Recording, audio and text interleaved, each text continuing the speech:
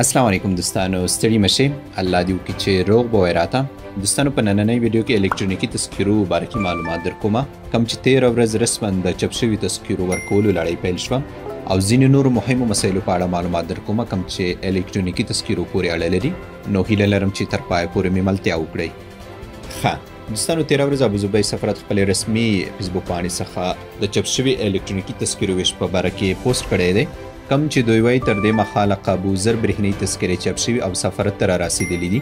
هغه کسان چې سفارت کې خپل اسناد بشپړ کړي او بایومټریک پروسه یې ترسره کړې ده، نو د دوی سره به په ابوظبي کې د تذکرو څانګې لخوا اړیکه نیول کیږي.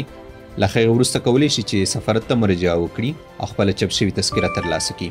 کم چا چې عمرونه د 18 کلونو څخه ټیټ دي، نو د دې ترلاسه کولو لپاره باید د کورنۍ مشر مراجعه وکړي، او هغه کسان کم چا چې عمرونه د 18 کلونو څخه زیات دي، دوی به په خپله د تذکرې ترلاسه کولو لپاره ورځي. دغه چپ شوي الکترونیکي تذکرې ویش لړۍ تېره ورځ محترم سفیر صاحب لخوا پیل شوه. نو کوم ملګرو ته چې سفارت لخوا ټلیفون کړی شوی دی، دوی دې ورشي خپله چپ شوي الکترونیکي تذکره دې واخلي.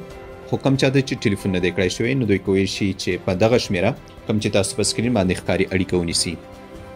دوستانو، غواړم الکترونیکي تذکرو اخیستلو باره کې ځینې نور مسایل در سره شریک کړم.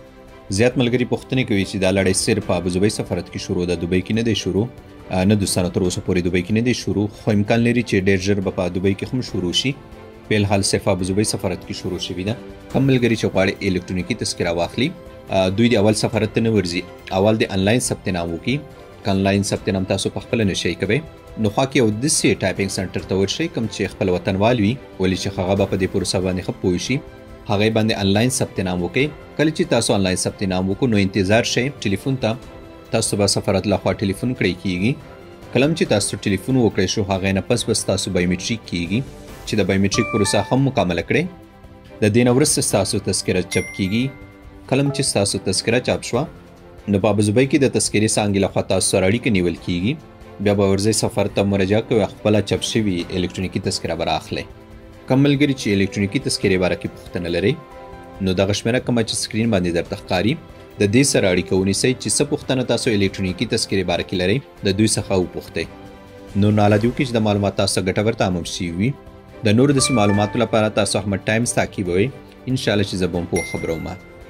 نور ستاسو د دعاګانو او سپورټ نه د زړه له کومې مننه کوم. ښاد او آباد اوسئ.